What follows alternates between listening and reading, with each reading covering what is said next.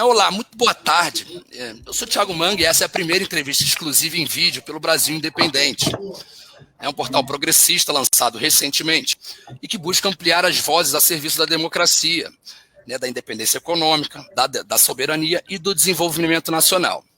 Além de, claro, ampliar o debate plural em torno de ideias e temas que são muito caras à população brasileira, ao povo brasileiro. Né? Como diretor de redação do BRI, para mim é um prazer muito grande receber hoje aqui Carlos Lupe, presidente nacional do PDT, e que hoje advoga por um projeto nacional de desenvolvimento, liderado, claro, por Ciro Gomes, e que dialoga diretamente com os valores e preceitos bases do Brasil independente. Vamos conversar então agora com o ministro do Trabalho, que fez parte do governo que gerou mais empregos na história do país. Ele que é um articulador nato e cria de Leonel Brizola, hoje com muito orgulho, como ele mesmo disse, hoje presidente nacional do PDT, Carlos Lupe, e junto comigo para conduzir essa entrevista eu tenho o privilégio da companhia da jornalista Alessandra Corman, a quem eu passo a palavra para que faça já a primeira pergunta. Boa tarde, presidente Carlos Lupe. Boa tarde, Alessandra. Boa tarde. Boa tarde, Manga. Boa tarde, presidente Lupe. É um prazer enorme recebê-lo aqui na primeira entrevista em vídeo do Brasil Independente. Bom, muitos não sabem, mas o senhor começou na carreira política de uma forma inusitada, né? O senhor tinha uma banca de jornal no Rio de Janeiro, onde o Leonel Brizola costumava comprar os seus jornais. Como que o senhor vê hoje os ataques repetidos do presidente Bolsonaro à imprensa e aos jornalistas? Na sua opinião, a liberdade de imprensa está ameaçada? Em primeiro lugar, boa tarde, Thiago Manga, boa tarde, Alessandra. É um privilégio, um prazer ser um pioneiro, né, no Brasil Independente de transmissão, né, via web, via rede social. Para mim é muito legal, é um privilégio, eu agradeço a generosidade e a gentileza de vocês. Eu penso, querida Alessandra, com todo respeito, chamando de querida, pela tentativa de conquista do coração. Eu acho que o risco sobre a liberdade de imprensa existem sempre quando você tem governos autoritários, governos odientos, governos que não respeitam a Constituição, governos que vivem das ameaças permanentes a todas as liberdades, individuais e coletivas. Então, imaginar que do governo Bolsonaro saia qualquer tipo de linha de pensamento, de ideias, de práticas, para defender as liberdades individuais e coletivas é inimaginável. A cabeça deles, a consciência deles, a visão deles do mundo é uma visão autoritária, é uma visão ditatorial, é uma visão de calar aqueles que querem ter liberdade de ter sua opinião. Então, eu vejo como profunda ameaça às liberdades democráticas esse governo que está aí. Bom, vou pegar esse gancho aí da Alessandra e a gente vai fazendo essa tabela aqui, essa dupla que tem casado e feito no jornalismo paulistano e, quem sabe, do Brasil. Bom, presidente, na sua opinião, o que fazer para garantir, né, a liberdade de expressão, tanto na imprensa como na sociedade de uma forma geral, sem que isso seja confundido com liberdade para espalhar mentira, para destruir reputações, como a gente tem visto nos gabinetes do ódio, que se proliferam cada vez mais pelo Brasil e ainda mais chegando para uma eleição tão decisiva, como vai ser de 2022, no ano que vem. Qual a sua opinião, presidente? Eu acho que nós precisamos ser a resistência. Eu penso que em qualquer regime autoritário, que é o que nós vivemos no Brasil hoje, sofisticado, porque é o autoritarismo democrático que foi eleito. Então, temos que reconhecer que o povo fez opção por essa desgraça que está aí. Mas nós temos que respeitar a vontade popular. Eu acho que existir a isso é um pouco o trabalho que vocês estão fazendo. Dar voz a quem não tem voz. Não. O sistemão jamais darão voz a nós. Né? O sistemão que mantém, que patrocina as grandes redes de rádio e televisão do Brasil, jamais será uma opção para quem possa ser um antídoto a esse vírus mais grave do que Covid, que existe no mundo hoje moderno, que é a sociedade individualista, a sociedade egoísta, a sociedade que acha que a solução para a violência é matar. Matar com status e com a marca do Estado. Então, eu estou falando isso porque hoje estamos vivendo isso no Rio de Janeiro, 25 mortes. Eu não discuto se o civil ou o militar é culpado ou inocente. Né? O que eu discuto é que o Estado não pode ser o Estado da matança. Ninguém tem o direito de tirar do seu semelhante aquilo que ele não dá, que é a própria vida. Então, nesse momento, é crucial, é fundamental, pessoas e personalidades como vocês que tenham a capacidade de pensar, a coragem de ousar, de não aceitar a tutela de qualquer sistema totalitário, arbitrário, autoritário, que queira nos impor a sua voz como se fossem os donos da verdade absoluta. E isso é que faz eles temerem. Eles temem a verdade, eles temem a democracia, eles temem o debate, eles querem falar sozinhos. E nós estamos aqui para resistir. Inclusive, presidente Lupe, o PDT tem entrado com diversas ações judiciais, né, feito um enfrentamento judicial importante contra os abusos do governo Bolsonaro. Além de obviamente, né, essas ações serem importantes por elas mesmas, né, pelo direito que elas estão pleiteando, o senhor acredita que elas também têm uma importância histórica no sentido de deixar registrado para as futuras gerações que o PDT e que a sociedade civil brasileira não ficou inerte diante de tantos crimes cometidos pelo presidente? Alessandra, nós temos no campo da vida pública duas lutas a ser travadas na realidade desse chamado profeta da ignorância. Eu gosto de chamar ele de profeta da ignorância, de Beelzebul, porque ele gosta muito de ler a Bíblia, e na Bíblia deles está escrito odiai-vos uns aos outros. Na minha está escrito amai-vos uns aos outros. Na minha, o Cristo colocou Madalena, é só pegar a passagem bíblica, que diz, atirai-vos a primeira pedra que nunca pecou. Na deles, eles querem atirar em pedra até nos que não pecaram. Essa é a nossa diferença fundamental de visão de mundo. Né? Eu estou, ao mesmo tempo que brinco, falo sério, eu estou colocando questões que, para mim, são fundamentais para a gente garantir a sociedade democrática, libertária, de vanguarda que a gente tem no Brasil. No campo político, nós estamos lutando, mas é uma luta muito difícil para a gente. Nós somos chamados todos da oposição, PDT, PT, PSB, Rede, PV, PCdoB, somos 130, 128, eles têm uma maioria esmagadora. Nós estamos unidos no Congresso, nós temos liderança da oposição, liderança das minorias, estamos lutando, mas somos minoria. Então, no campo político, eleitoral, parlamentar, vamos continuar lutando, mas no campo judicial também. E tudo que nós estamos fazendo em medidas judiciais tem fundamento. Nós não fazemos porque não gostamos e também não gostamos do presidente. Eu quero deixar claro isso para todo mundo. Não gostamos, não aceitamos as suas ideias, não aceitamos o seu comportamento, não aceitamos a sua incompetência. Mas, além disso, não aceitamos também rasgar a Constituição permanentemente. Não aceitamos que o presidente da República considere que é uma gripinha, uma coisa, uma doença que matou mais de 420 mil brasileiros, que está afetando a cidadania, está fazendo a gente ter medo de ir para a rua. Quando a gente vai com máscara por medo. Nós não podemos admitir que isso passe batido. Alessandro, eu vou falar uma coisa abusada, mas eu sou abusado. Eu não vou descansar enquanto não ver o Bolsonaro na cadeia. Porque, para mim, não é só genocida, não. Ele é assassino. Ele é corresponsável pela morte de cada brasileiro, pela morte de cada cidadão. Que, com tristeza, eu falo isso.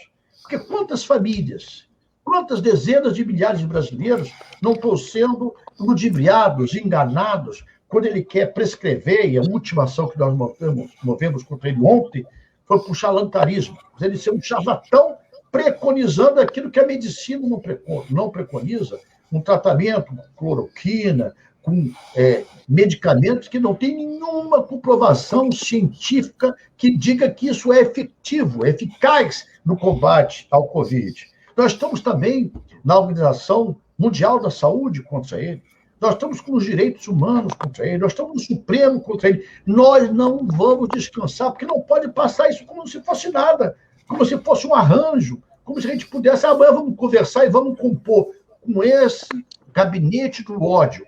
E o odiento maior, que é o Bolsonaro, não tem conversa. A conversa com ele será nos tribunais da história e do presente. A história os condenará. E no presente nós queremos trabalhar para o condenar também. Muito Você boa. acredita que é possível essa condenação ainda? Acredita no impeachment e que a CPI vai ter algum resultado? Querida, eu sou um otimista. Eu acredito que o tempo da sociedade é diferente do nosso. Né? Vocês que são jornalistas, que têm uma capacidade e uma informação privilegiada, que estão no métier, estão no dia a dia, eu que tenho por obrigação, não por inteligência que eu não tenho, mas por sensibilidade, estar entrosado com o mundo, nós temos a obrigação de ver o que está acontecendo, de assistir essas mortes, de não aceitarmos esse tipo de condução, mas a maioria da população ainda está muito assustada, ela está com medo do desemprego, ela está com medo dessa dicotomia, ou morrer de fome ou morrer de doença, quando devia discutir a vida, não a morte. Então, essa população tem o tempo dela, que não é o nosso tempo. Eu sou daqueles poucos que acredito que, com o tempo, esse boneco de gelo chamado Bolsonaro vai ser derretido pela luz do sol. Isso vai ficar claro para a sociedade. Ele é corresponsável, sim. E adianta, vocês vão ver que vão ter vários odientos dele, robôs que entram para xingar, para ameaçar. Nós não nascemos com medo de ameaça. O nosso instrumento, a nossa arma é a verdade. Eu, inclusive, quero dizer para vocês com toda sinceridade, não é uma posição partidária, é uma posição minha. Eu sou contra até a fábrica de armas. Eu acho que o ser humano, quando apela à arma, é a falência da humanidade, a falência de toda a estrutura de uma sociedade civilizada. Então, quando eu vejo como aconteceu, eu repito isso que me chocou muito, 25 assassinatos ontem, numa comunidade carente de Jacarezinho, eu me choco porque a vida passa a não ter valor. Eu não quero saber quem é o dono da vida. Eu só sei que nós não somos donos dessa vida. Então, a gente tem que respeitar aquilo que não nos é dado o poder de dominar, de outorgar, de garantir, que é a vida do ser humano. Então, essa sociedade está falindo. E se nós não tivermos coragem de enfrentar isso, a próxima vítima seremos nós. Excelente. Vou até fazer um gancho aqui com o que o presidente disse agora, que, primeiro, eu sou cristão progressista e minha Bíblia também é muito mais parecida com a sua, viu, presidente? Bom, a partir disso, queria dizer que é importante o que o senhor acabou de dizer, porque, inclusive, faltou o senhor dizer que no Tribunal de Haia, né? O Tribunal de Haia também tem a ação do PDT por genocídio, duas ações, e, na verdade, o protagonismo que o PDT, que o Ciro Gomes, que o senhor tenha, né, tomado como esse antagonismo a essa política destruidora que é, né, protagonizada pelo bolsonarismo, é demonstrado, inclusive, porque tem incomodado, né? Cada vez mais o PDT, o Ciro, tem sido alvo de ataques. Inclusive ontem, recentemente, agora, nesses últimos dias, o Roberto Jefferson, um deputado presidente do PTB, da base bolsonarista, publicou uma fake news contra o Ciro, né, que foi retirada do ar pelo Twitter, e aí há uma confusão se ele, né, foi suspenso do Twitter ou se ele mesmo apagou o perfil dele para evitar uma punição da empresa, da rede social. Mas o que fica claro é que isso, né, inclusive veio hoje a notícia ontem de que o Ciro, inclusive, vai processar agora o Roberto Jefferson para que ele explique, né, as denúncias que já sabemos que são falsas naquele vídeo que ele publicou no Twitter. Bom, dando prosseguimento à entrevista. Presidente, eu sei porque eu acompanhei. O senhor fez um apelo quase que emocionado recentemente na Câmara dos Deputados, pedindo a quebra das patentes das vacinas contra o coronavírus, né? E estou falando disso porque essa semana chamou muito a atenção, que o Joe Biden, o presidente dos Estados Unidos, veio a público defender a quebra da patente das vacinas, né? A minha pergunta é o seguinte, né, registrando que esse governo do Brasil foi contra a quebra de patentes. O posicionamento inédito do Biden, presidente, te dá esperança de que seja determinada essa quebra de patente, o que poderia acelerar o processo de vacinação no Brasil e no mundo? E complementando, na sua opinião, por que você acha que o Biden toma essa medida, né, inédita para um presidente americano? Você acha que o fator da China, né, que tem se tornado um protagonista global, um protagonista global, e foi a primeira a defender a quebra das patentes, será que isso influenciou a posição do Biden? Qual é a sua visão sobre esse tema? Amigo, isso é um tema fundamental, de suma importância, que nós temos coragem de enfrentar. Você está falando dessa questão do Joe Biden. Eu quero te confessar, eu não entro na discussão mais aprofundada do caráter ideológico da eleição do Biden. A discussão, para mim, é que ele venceu o coisa ruim, o diabo, o capeta encarnado, que era o Trump. Isso já é um avanço para a sociedade, né? Quando ele vai e começa a fazer discussão, retoma a filiação dos Estados Unidos na Organização Mundial da Saúde, começa a discutir e para a construção do muro com o México, que era um muro voltando ao muro de Berlim, né? O muro da discriminação, o muro da separação. Mostra a sua sensibilidade, né? Não estou entrando na discussão e imaginando que o nosso querido Biden seja um social-democrata, seja um socialista, não é essa a minha discussão. Ele é humanista. E como humanista, o desumano antecessor dele, que era o Trump, é um grande avanço.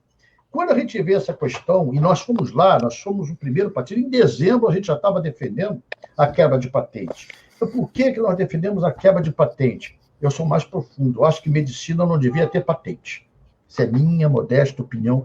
Desculpe se acham que eu estou radical, mas não é. Porque vida não pode ser patenteada. Ninguém pode ganhar dinheiro com a vida, com a saúde. Isso é minha visão de mundo. De repente eu estou errado e os outros têm razão, mas é o meu direito como cidadão de ter a visão. Só que tem um agravante. Nós estamos numa pandemia que está matando milhões no mundo inteiro. Como alguém pode querer ganhar dinheiro com a morte?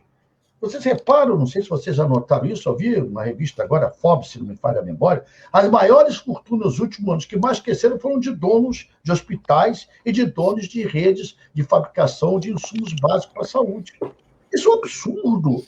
Você vê que duplicar fortunas de grupos que têm domínio sobre a questão da saúde da população e as mortes. Como é que fica? Quem substitui um ente querido? Um filho, um pai, um irmão, um amigo. Então, a quebra de patentes, nesse momento, sobre a questão de Covid, é mais fácil da população entender. Porque como é que você pode ter que pagar dinheiro ágil, que é isso que é o mundo real, para quem fabrica uma vacina para defender a vida, que amanhã pode ser a do irmão do dono dessa patente, do filho, do vizinho, do amigo de infância. E algumas pessoas, a grande maioria das pessoas, não tem dinheiro para isso. Então, quebrar a patente hoje é uma questão de humanidade, de solidariedade humana, de respeito à vida. É essa a discussão que eu quero travar. Não é radicalismo. Eu entendo, o mundo é capitalista, posso discordar, mas eu entendo que o sistema é esse, eu entendo. Mas será que eles são incapazes de entender que não é hora de ganhar dinheiro, que não é hora de aumentar o lucro, que tem a vida em jogo? Eu vou lembrar aqui meu líder, vocês falaram no começo, Tiago, eu agradeço, Leonel Brizola, nada tem mais valor do que a vida humana. Nós somos essencialmente humanistas. Se nós não valorizarmos a vida, essa gente que quer ganhar dinheiro até não é muito inteligente, porque sem vida não há consumidor, sem consumidores não vão ganhar dinheiro. Então, até por inteligência, por economia, eles têm que entender que a quebra de patente hoje, eu fico muito feliz de ver o Biden fazer isso. Porque os Estados Unidos é uma potência do mundo, é o país mais rico do mundo, maior poder bélico, é um país que tem muito. O dólar hoje é a moeda que é o paradigma, né? A balizadora da economia mundial. Quando ele faz isso, ele dá uma sinalização concreta de sensibilidade humana, de sensibilidade humanitária. Quando a China propõe isso, e olha, é China e Índia, são os dois maiores países do mundo em população, e são os dois países que têm as maiores fábricas, que fazem os insumos para essas duas maiores vacinas do mundo, que são a Coronavac, que é a chinesa, e a que nós estamos usando também aqui no Brasil, a AstraZeneca. São os dois maiores laboratórios que fazem os insumos básicos. Quando eles abrem mão do lucro, falta o quê, gente? Falta o quê? Será que falta um pouco de consciência, de cidadania, de respeito à vida do seu vizinho, do seu semelhante, do seu familiar? É simples assim. Não é hora de ganhar dinheiro, é hora de salvar vidas. Perfeito. Presidente Lupe, falando ainda um pouco de economia, né, dessa dicotomia aí, trabalho, né, emprego, vida, o senhor foi o ministro do Trabalho que mais criou empregos na história do Brasil, né? Assim, como hoje, né, no meio dessa pandemia, é possível gerar emprego, voltar a gerar emprego, né? Sendo que tem mais de 14 milhões de pessoas desempregadas e explodiu o número de empregos informais, que não tem a menor proteção agora, depois da reforma trabalhista de 2017 do governo Temer. Como você acredita que a gente pode voltar a recuperar isso? Com essa política econômica aí, não. Porque ela só visa o lucro pelo lucro. Olha, eu costumo dizer, eu não sou muito erudito nem no meu linguajar, nem no meu conhecimento científico. Eu sou simples, né? A humanidade não encontrou nenhuma fórmula mais eficiente, mais competente de distribuir renda do que salário. Salário é mais eficiente. O salário, o emprego, a carteira assinada, lá criada por Getúlio há meio século atrás, é o que dá garantias de dignidade à cidadania. Agora, você está dando uma ajuda de 250, 300 reais, quando o salário mínimo é 1.200, 1.100. Olha o ridículo, se a gente sabe que o mínimo para as pessoas sobreviverem é 1.000, 1.100, como é que você vai dar 250, 300 e achar que as pessoas vão poder sobreviver no meio de um holocausto, que essa pandemia é um holocausto, é um extermínio. Então, eu penso que só tem uma fórmula de se fazer isso, de gerar emprego, é você incentivar pequenas e médias empresas a contratar, você facilitar com que o dinheiro público, o nosso querido o ministro do Trabalho, foi conselheiro do BNDES, o Ministério do Trabalho, eu fui administrador, ministro do Trabalho durante 5 anos, foram 12.500.000 carteiras assinadas, com todos os direitos, não é emprego temporal, não é emprego intermitente, que você assina a carteira durante um período e não tem direito nenhum, é a carteira formal, com 10%, com fundo de garantia, com INSS, com férias remuneradas. Isso hoje não existe no Brasil. Isso não é inteligente, porque o que movimenta a economia é o trabalhador. Quanto mais gente ganhando mais salário, mais gente comprando. Quanto mais gente comprando, mais gente vendendo. Quanto mais gente vendendo, mais gente fabricando. Quanto mais gente fabricando, o ciclo da economia, o ciclo positivista, o ciclo do crescimento econômico se alimenta. Não precisa ser muito inteligente nem grande estudioso para entender isso. Quanto mais compra, mais venda. Quanto mais venda, mais produção. Quanto mais produção, mais recursos sendo distribuídos, mais dinheiro sendo distribuído. Então, eu não vejo outra saída de canalizar, sinalizar de que o BNDES, que é o grande fomentador de dinheiro público, está lá no BNDES, 75% dos recursos do FAT, Fundo Amparo do Trabalhador, que não é do governo, é do trabalhador, mas que são instrumentados e administrados pelo BNDES. Está lá o dinheiro do Fundo de Garantia do Tempo de Serviço, que também é do trabalhador, que é a principal base, o principal instrumento de construção das casas-pódio, como foi do Minha Casa Minha Vida. Se não gostam do nome, porque representa o governo anterior, eles têm ódio do nosso governo, que dê outro nome, mas isso representa geração de emprego, que a construção civil é que mais gera e mais rapidamente gera emprego, junto com a de serviço, de turismo. Você pegando o dinheiro do BNDES para financiar o pequeno e médio empresário, 65% dos empregos gerados no Brasil são de empresas até 10 funcionários. Só que é tanta burocracia, Alessandro, é tanta coisa que se exige de documento, que o cara, quando recebe dinheiro, faliu. Faliu, simplesmente assim, faliu. Então, quando você, por exemplo, eu gosto de simplificar tudo, quando eu vou comprar meu carro e faço um crediário, um banco, qual é a garantia para o banco? O meu próprio carro. Se eu não pagar, eles tomam o carro de mim. Quando eu vou comprar a casa própria, qual é a garantia do financiamento da casa própria? A própria casa. Se eu não pagar, eles tomam de mim a minha casa. Eu até discuto isso, mas é um mundo real. Então, como você pode querer tanta burocracia para o pequeno e médio empreendedor que ele não consegue cumprir, se é simples assim, olha, empresta o dinheiro, se não der certo, vocês tomam o meu negócio. Não sei se eu consigo, eu não estou incentivando que tome negócio aqui, estou dizendo no sentido da garantia. Então, esse dinheiro vai para quê? Vai para a JBS, vai para a Odebrecht, vai para grandes grupos que têm o seu papel, mas que não geram 10% do emprego que gera um pequeno e um médio negócio no Brasil. As pequenas empresas. Então, esse é o tesouro que nós simplesmente estamos desconhecendo. Sabe quando esse governo vai fazer isso? Nunca. Desculpe, não é sendo pessimista, mas não vão fazer, porque não tem essa compreensão. O Paulo lá é o homem do sistema financeiro. Esse doutor sabe tudo, que o Ciro chama de posto Ipiranga, né, que nem petróleo tem, né, nem gasolina tem, ele é a representação do sistema financeiro, do ganho fácil, do lucro fácil. Jamais farão isso, mas nós vamos continuar lutando para onde isso se realizar. E aí, a gente está voltando para a política, até faço um comentário, né? O Paulo Guedes, o posto Ipiranga do Bolsonaro, outro dia estava comentando que as pessoas estão querendo viver demais e que está atrapalhando a Previdência, né? Que hoje todo mundo, que loucura, quer viver 100 anos, né? Só para corroborar a sua posição, Thiago, presidente. Desculpe, ele fala isso porque ele não precisa da Previdência, ele não precisa da aposentadoria. Os patrões dele, que ele representa, inclusive no ministério que ele hoje é titular, garante a sobrevida dele. E vultosa sobrevida. O trabalhador não, o trabalhador depende da Previdência. Ele, para sobreviver, precisa do salário da Previdência.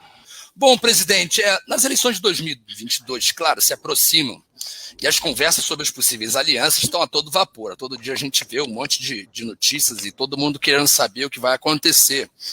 O PDT, pelo que a gente sabe, pelo que tem sido visto na imprensa, tem conversado com diversos partidos, siglas, né, da centro-direita à centro-esquerda, passando pelo centro político, para tentar formar aí uma base, para tentar levar a candidatura do Ciro Gomes à frente e a um possível segundo turno. Na sua opinião, o senhor está otimista em conseguir articular essa coalizão, capaz de dar essa base eleitoral forte para levar o Ciro Gomes para o segundo turno, para discutir o Brasil, até com uma ressalva importante, o Projeto Nacional de Desenvolvimento, que o senhor advoga, como eu disse no início da entrevista, e que o Ciro Gomes também lidera, fala muito, e muito bem.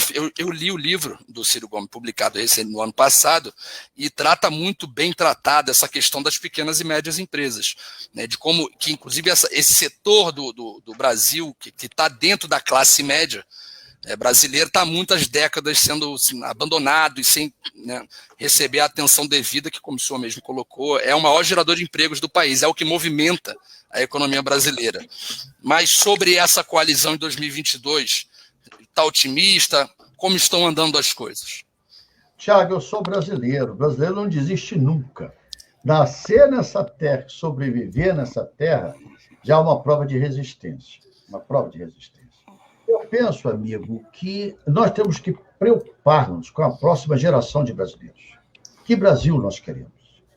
Que geração nós estamos alimentando esse futuro? Como você falou no início, eu sou do time dos brizolistas, né? Eu, quando o Brizola voltou do exílio, você falou bem, eu era jornaleiro, tenho muito orgulho de onde eu vim, né? Eu costumo dizer que quem sabe de onde veio, sabe para onde vai. Então, sim, de onde vim.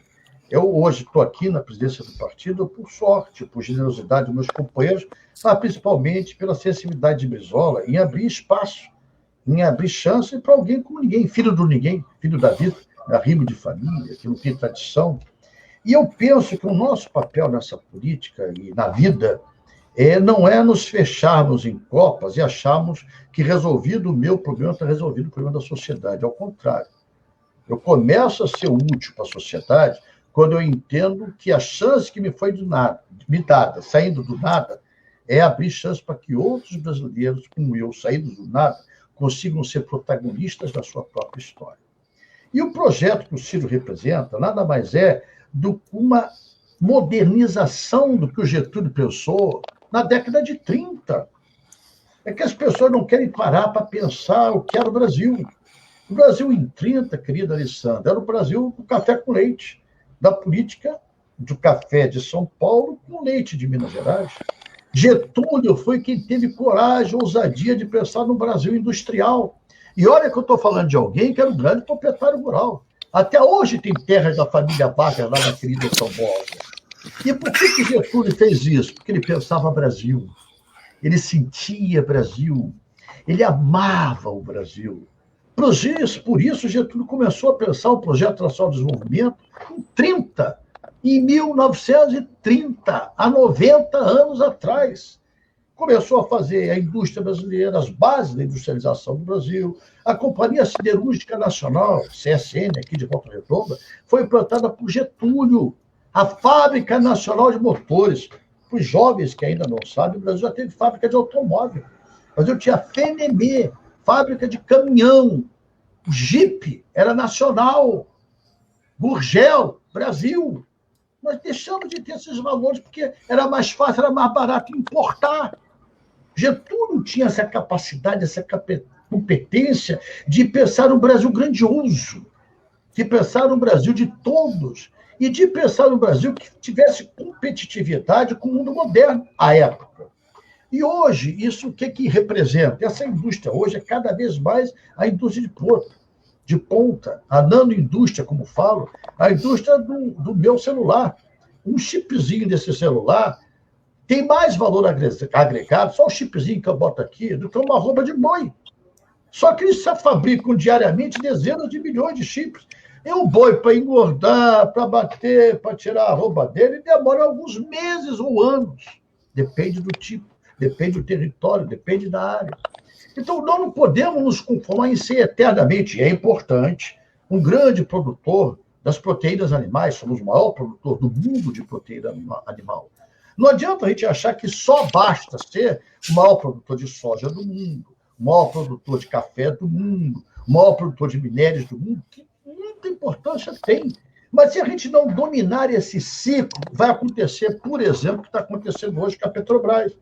Nós hoje produzimos em torno de 3 milhões e 200 mil barris dia e consumimos 1,5 milhão. Só que nós produzimos o óleo bruto, o óleo mais pesado, o óleo cru, e mandamos e exportamos esse óleo com 1/4 do seu valor para o exterior. Eles refinam, inclusive nos Estados Unidos, e nós compramos de volta, pagando 4 vezes mais. O que é isso? É tecnologia. Isso é que está no nosso projeto, Tiago, Nacional de Desenvolvimento. O Brasil tem que desenvolver tecnologia, tem que disputar com o mundo, o mercado moderno. Como pode o Brasil hoje ter que importar insumos de uma vacina, com o Butantan e Fiocruz sendo referência do mundo? Não é só do Brasil, não, do mundo. E nós não produzimos porque não se investe. Não se investe em ciência, não se investe em tecnologia, na formação de grandes pensadores, na formação de grandes cientistas. Então, essa é a nossa diferença. Não é só o eleitoral, não é só o da próxima eleição. E eu vou lembrar, Brizola, que eu tenho esse vício, né? O Brizola morreu, já tem 16 anos. Mas eu todo dia falo de Brizola, porque as ideias não morrem jamais. Elas são fecundas, elas ficam na mente e no coração da gente. E o Brizola já dizia, enquanto o Brasil não tiver uma educação libertadora, uma educação que prepara a sua base da sociedade, do ensino fundamental, em que a criança tenha 7, 8, 9 horas de estudo diário, com proteína no seu cérebro, ou seja, com alimentos que façam raciocinar, com um dentista, com um oftalmologista. Olha só o absurdo, eu estou falando demais, né? Mas desculpe. Um oftalmologista, porque 30% das crianças que estudavam no CIEP, os brizolões, muita gente achava que não conseguiam ler porque eram burras, eram ineficientes. Não era não, porque não enxergavam. E só os oftalmologistas que nos conseguiram provar isso, que eles provaram óculos. Olha como simples é. Se não tivesse oftalmologista lá, examinando, a gente não descobriu nunca. Então, nós precisamos entrar nessa nova era do mercado mundial, do mercado de tecnologia de ponta, de desenvolvimento, e nada funciona sem educar um povo. Darcy Ribeiro já dizia, só educação liberta um povo. E eu sou darcisista, não é narcisista, é darcisista, no sentido de achar que só educação liberta um povo. Não, muito bom o que você falou, e até, inclusive, faço questão de lembrar, eu venho do Rio de Janeiro, então eu conheço de perto os projetos dos CIEPs, e, inclusive, eu comecei a me interessar por política lá aos 15, 14, 13 anos de idade, com a minha mãe, Dona Kátia, que está no céu e que falava o tempo todo para mim sobre essa figura, esse tal de Leonel Brizola, que enfrentava os poderosos e queria resolver o problema do Brasil através da educação. Então, existe um brizolismo também dentro de mim, mas é claro, Leonel Brizola ele vive através de muitos brasileiros até hoje. Bom, Lupe, a gente sabe, né? Agora eu vou entrar num tema mais polêmico, mas a gente sabe, a gente tem que enfrentar isso, que o Lula e o lulupetismo, né, em geral, eles dizem agora, têm dito, né, costumeiramente, né, na mídia, em vários veículos, nas redes sociais, que o PDT e o Ciro Gomes agora são de direita.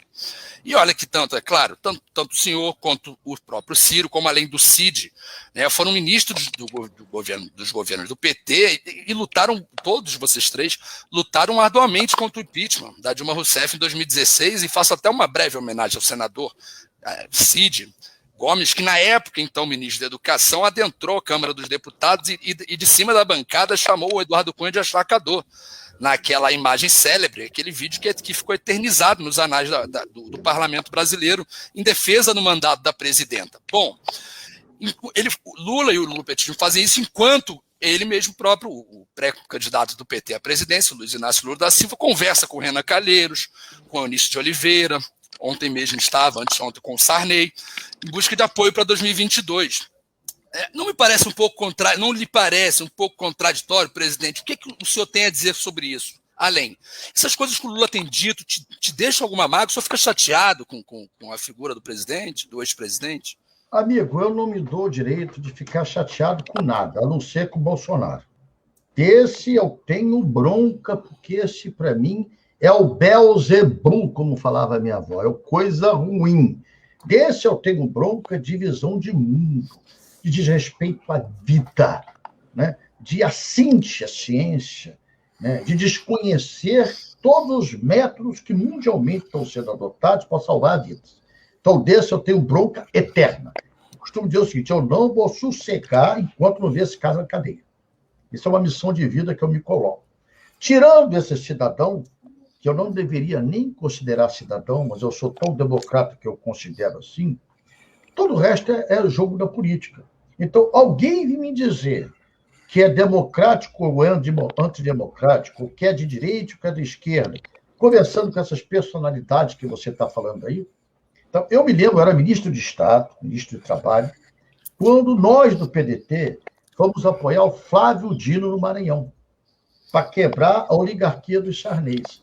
Você sabe com quem ficou meu amigo? Eu gosto dele, visitei ele na cadeia e continuo gostando dele. Sabe com quem o Lula ficou? Com o Sarney. Sabe com quem o PT ficou? Com o Sarney. E o PDT ficou com o Flávio Dino e ajudou a eleger governador. Então, eu não tenho nenhuma preocupação com adjetivos dados por quem não tem substantivo. Olha como eu estou sofisticado. Adjetivos dados porque não tem substantivo. Porque qual é o substantivo ideológico que pode existir no mundo de hoje? É um só. É a opção orçamentária. Onde se coloca o dinheiro. Alessandro Brizola dizia uma coisa que ele foi meu líder, minha referência, meu paradigma de vida. Na hora que no orçamento o governante coloca 10, 15, 20% de investimento, não é de gasto, de investimento, na educação, ele é de direita. Quando o Brizola foi governador, ele colocou 60% dos investimentos na educação, Tiago. No nosso Rio de Janeiro, construindo 503 escolas públicas de tempo integral, com 5 refeições diárias, com médico, com oftalmologista, com atenção. Algumas escolas, 20% delas, cerca de 100 CIEP, tinham até piscinas olímpicas. Todos eles tinham biblioteca. Todos eles tinham quadras esportivas. Aí nós investimos 60% nisso, na educação, que para nós é fundamental. Para mim, aí é um governo de esquerda.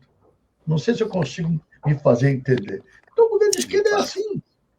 Bota dinheiro na educação, faz opção pelos pobres. Aliás, quero registrar, Getúlio Dornelles Vargas, em 30, fez opção pelos pobres antes da igreja.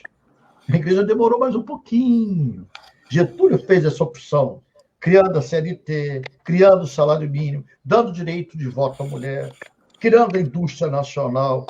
Então, amigo Adiar, se me permita chamá-lo assim, eu não tenho preocupação nenhuma de ninguém me classificar de nada ou do meu partido, que a história responde a todos eles. Presidente, agora ainda falando um pouquinho do PT, os petistas costumam reafirmar toda hora que o Ciro não fez campanha para Haddad, que o Ciro foi para Paris. O que o senhor acha disso? O senhor acha que se o PDT tivesse se engajado na campanha no segundo turno, o senhor acha que o resultado poderia ter sido diferente em 2018? Alessandro, olha, primeiro, o PDT declarou apoio. Está divulgado, está filmado, eu presidi a reunião. Nós não fomos, como dizia, aí eu lembro sempre dele, com as canjicas de fora, né? Os sorrisos. Por quê? Porque nós sofremos nas mãos dele. Foi um apoio crítico, né, presidente? Foi apoio crítico, sim. Por quê? Porque eu vi o meu querido amigo Lula, com o Haddad, com todos eles, tirando o PSB da gente às vésperas das convenções. Tirando o PCdoB da gente às vésperas das convenções. Na luta legítima, na luta política, no jogo que é esse grande teatro da política. Agora, querer que esquecer isso, diz o ditado, é sempre o seguinte: quem bate, esquece. Quem apanha, pode esquecer, mas sempre recorta. Porque a gente apanhou.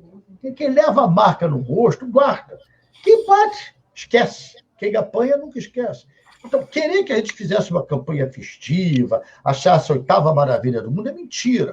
Agora, a prova cabal disso é o número de votos. Se somar os votos que o Ciro teve, com os votos que o Haddad teve, nem assim, somando matematicamente, não ganhava do Bolsonaro. Porque aquilo era o momento. É o momento que a sociedade chegou e teve vários fatores. Teve a questão identitária, a discriminação, a questão religiosa, né? Algumas cegueiras religiosas, algumas que falam em nome de Deus, mas têm pacto com o diabo. Porque que Deus é esse que precisa arrecadar? Eu quero perguntar, se Deus é Deus, eu preciso pagar para entrar no céu? Tem pedágio? Como é que é isso? Que Deus é esse? Nós temos que questionar isso de todos aqueles que acham que para entrar no céu tem que pagar dízimo. Que negócio é esse? Isso é negócio mesmo, como eu estou falando sem querer. Que negócio é esse? Então, ali teve vários fatores que beneficiaram o Bolsonaro e também um fato fundamental, que foi a facada. Ele levou a facada às vésperas da eleição. Eu me lembro que, como se fosse hoje, William Bonner anunciando, na rede social, Bolsonaro declarou isso. Na rede social, Bolsonaro pautava o Jornal Nacional com os seus comentários na rede social. E se você reparar, até hoje, ele pauta a linha do que a gente quer falar pela sua rede social. Ele desvia o assunto. Ele fala da China, do Coronavac, em vez de discutir a falência da estrutura do Estado na vacinação. Então, tudo isso é técnica, tudo isso é tática. Ele consegue pegar uma parcela da sociedade que quer sobreviver e acha que tem que abrir o comércio de qualquer maneira. Que morram quantos quiser. Eu não posso morrer, não é eu, né? É quem é o dono do negócio. Parte da população pensa assim. Como é que a gente muda isso? Acho que isso leva um tempo, mas está acontecendo. Repito, o nosso tempo o tempo da sociedade é outro. Eu acho que o tempo vai derreter esse boneco de neve. Porque a luz, o sol, tem essa competência. Ele derrete tudo aquilo que não tem solidez. Bom, presidente, a gente está se encaminhando aí para o final da entrevista, até porque eu imagino que o senhor tenha muitos compromissos. Eu vou fazer uma pergunta, depois a Ale complementa com alguma coisa que ela acha que seja legal, e a gente começa a se encaminhar para o encerramento. Já estou te dando esse aviso, porque eu imagino que o senhor deve ter um monte de compromisso eu falo demais. Além do dia. Que é isso, senhor, aqui o canal é aberto, o senhor fale o quanto quiser. Aqui o BRI vai ter sempre espaço aberto para ouvir lideranças progressistas como o senhor. Bom, vou até fazer um adendo sobre o que a Alessandra lhe perguntou, que foi a questão da eleição de 2018. Inclusive, eu registro aqui que no dia 1º de abril, o Lula concedeu uma entrevista, e nessa entrevista ele acabou dizendo que o Ciro não votou no Haddad. Não é verdade. Não é verdade. E os nossos irmãos progressistas do PT, Lula, PT, ficaram muito chateados com o Brasil Independente, porque nós noticiamos que o que ele disse não é verdade.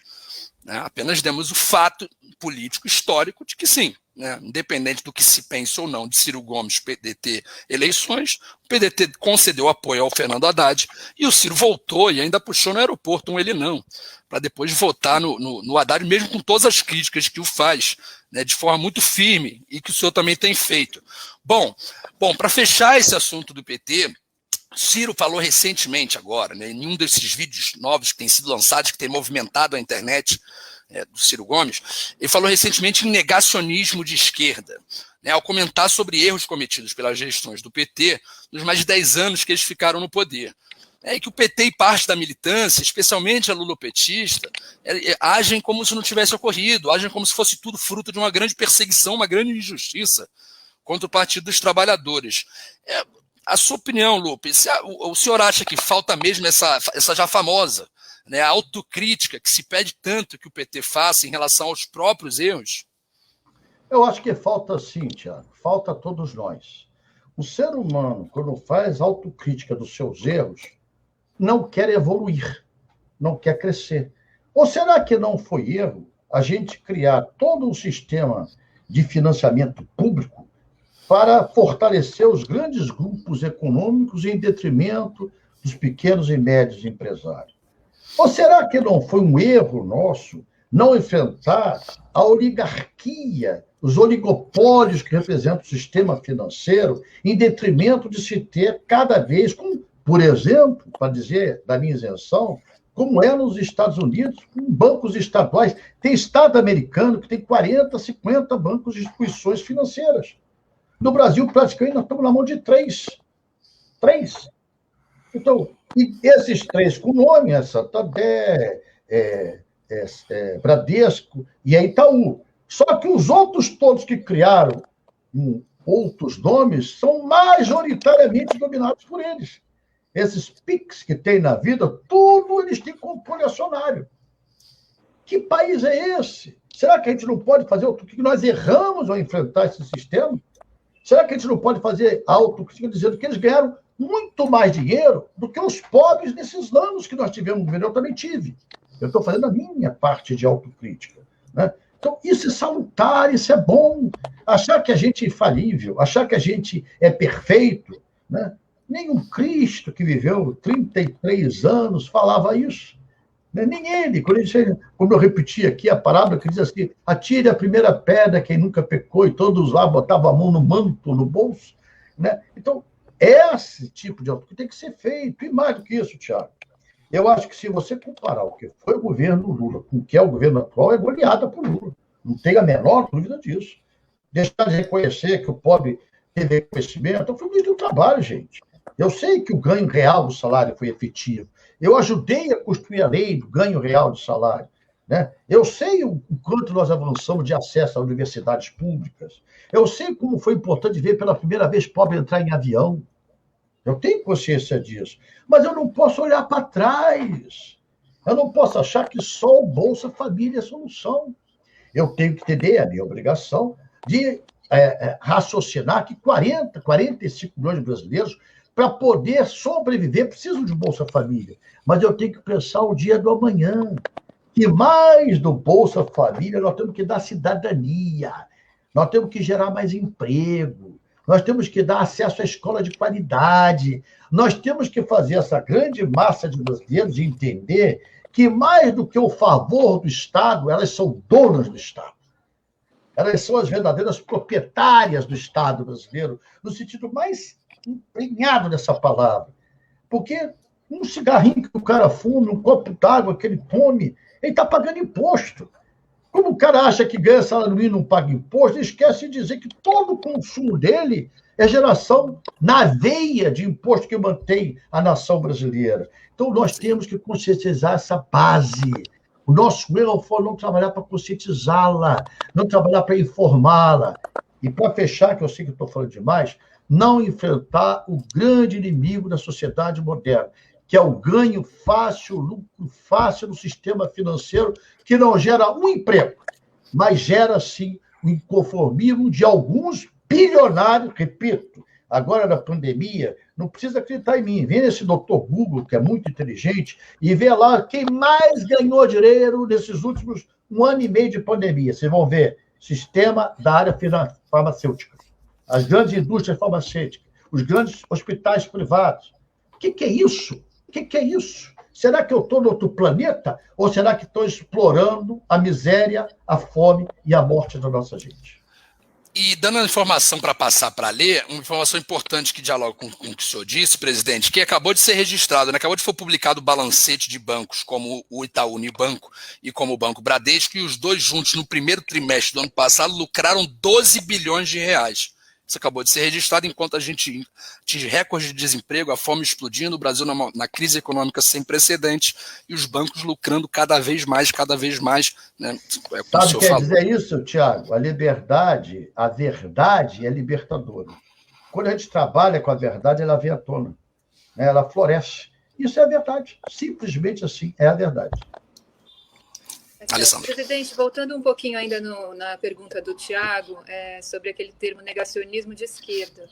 O primeiro a usar esse termo foi o deputado federal Marcelo Freixo, do PSOL, que inclusive tem sido ventilado que ele poderia estar de partida para o PDT no ano que vem.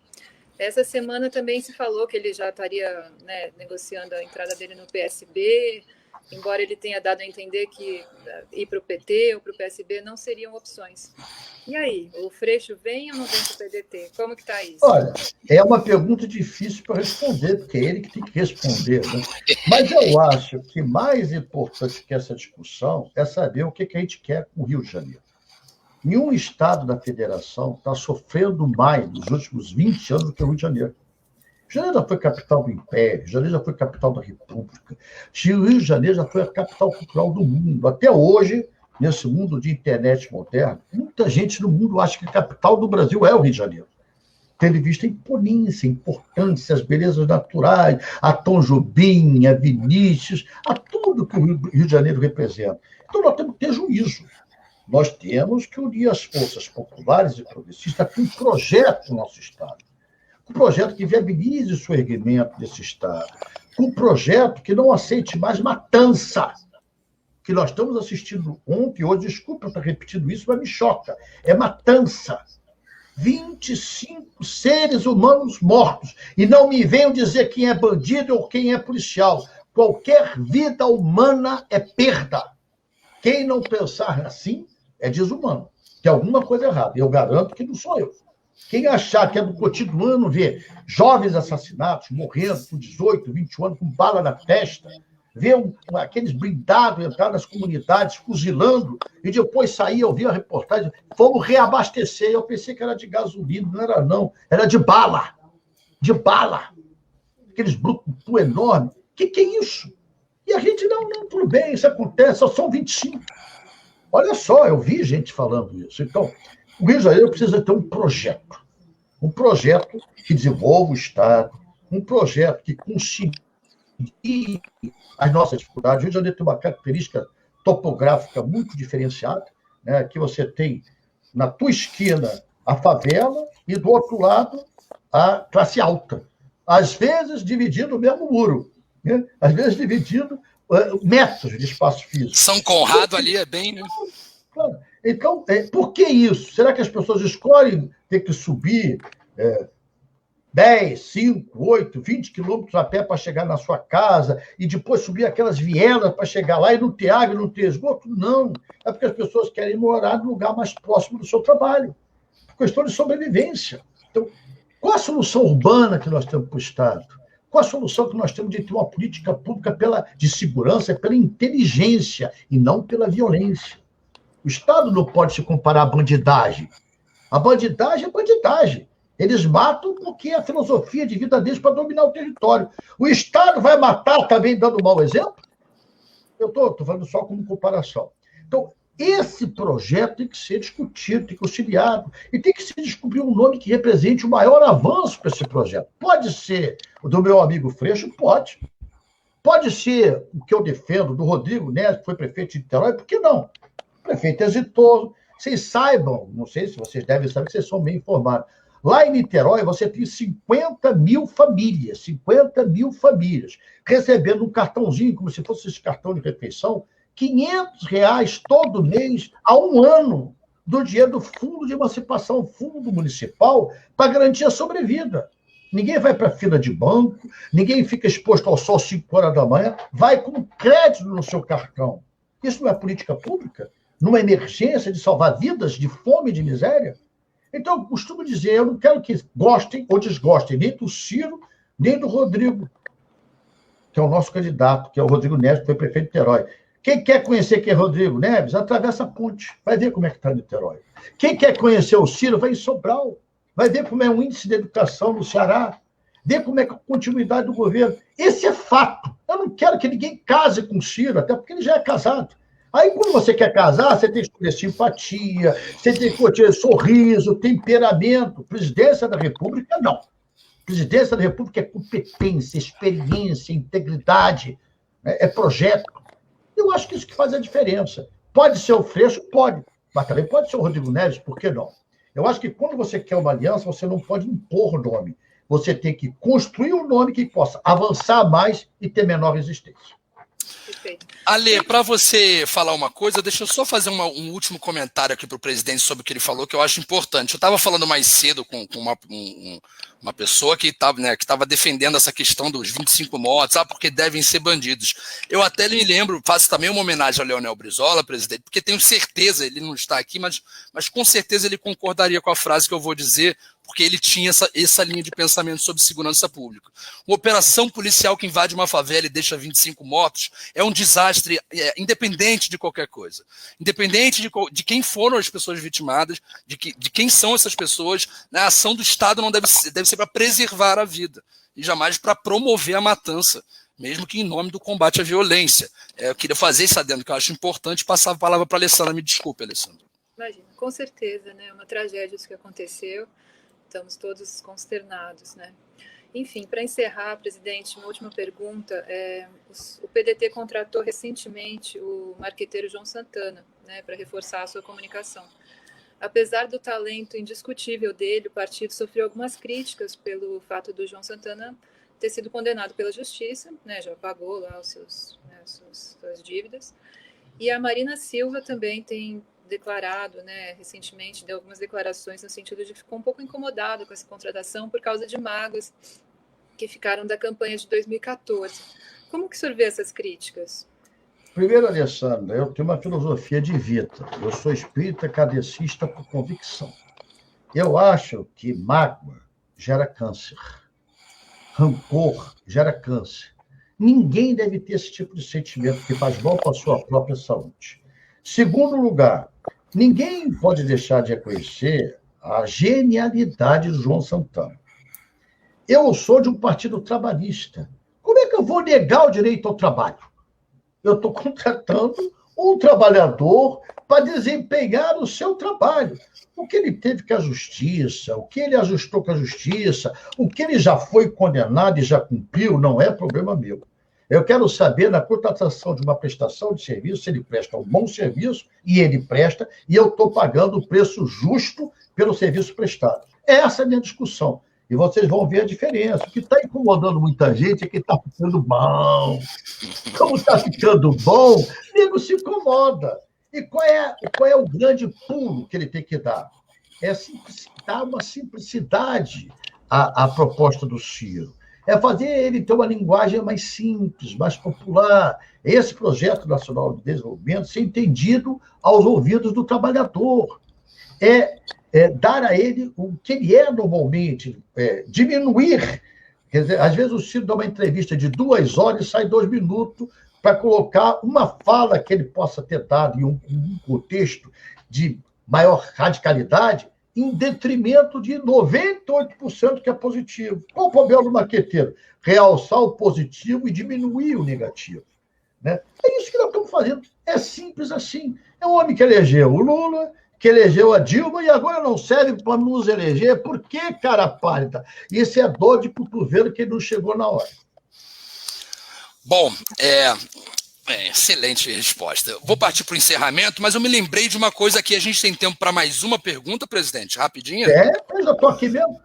Vamos lá.